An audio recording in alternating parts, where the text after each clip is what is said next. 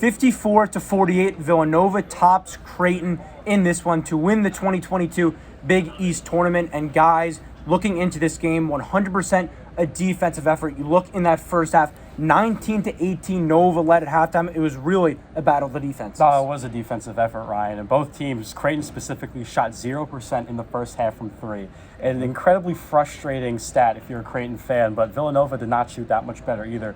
They were sub 25% in the first half, but both teams really turned it on in the second half, and it was a lot of fun. We had a really good back and forth, but Collin Gillespie, the Creighton Bluejays got Gillespied by Collin as he hit two huge threes at the end to seal the deal in Villanova's fifth Big East tournament title since 2015. And the story in this one is the Villanova defense. Yeah. They held Creighton to 3 for 29 from three, and outside of Ryan Gregware, could not find secondary scoring. Most definitely. You said it at halftime during the game. First to 50 wins this game, and you were right. For 54-48, Creighton really couldn't get anything going the whole game besides throwing it down to Kalkbrenner in the post. Kalkbrenner, obviously being 7'1", bigger than everybody on the floor for Villanova, was a big advantage, but they really couldn't get anything going from the three-point line. As you said, 0 threes at halftime. At halftime was an ugly, ugly game.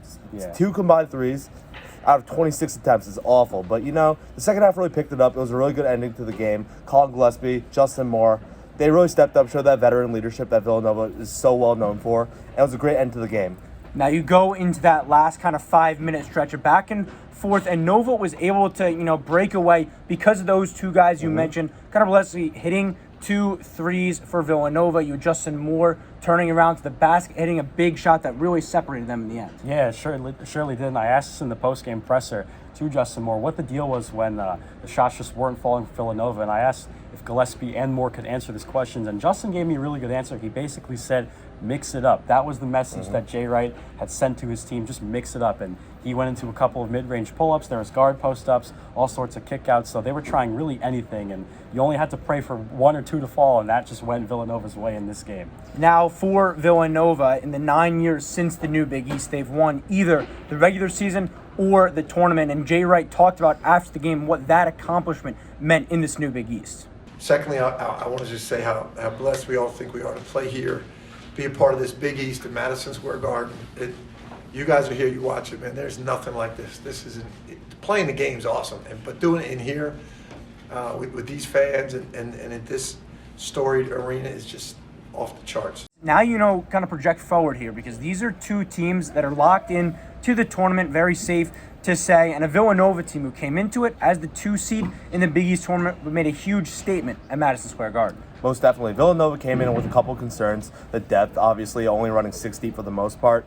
But Villanova has found some key contributors through the tournament. Through Jermaine Samuels coming off a couple back spasms, so coming to get day 2, they were really worried that he wouldn't be able to play, but he really stepped up. He had a massive day 2, and he's been really good throughout this tournament. Obviously, Collin Gillespie, Justin Moore. Brandon Slater was my X factor coming to this game. He didn't have the biggest numbers, as it was kind of a slow-paced, ugly game, but he did have some great defensive moments. Guys like that, it's a really tight-knit group.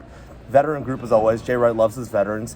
So they're always, come tournament time, they have that experience, and that will really benefit them down the stretch. Now Creighton on the other side, obviously not shooting the way they wanted to today, but going into this tournament, the way they were able to handle Providence, you figure that if they can find some of that momentum, they'll be more than all right. I mean, if you can handle the number 1 overall seed in the Big East tournament, I think you're going to fare just fine. And this is something I have been pushing for the last couple of days. Creighton, when you are filling out your NCAA tournament bracket, is a team that has Elite 8 potential.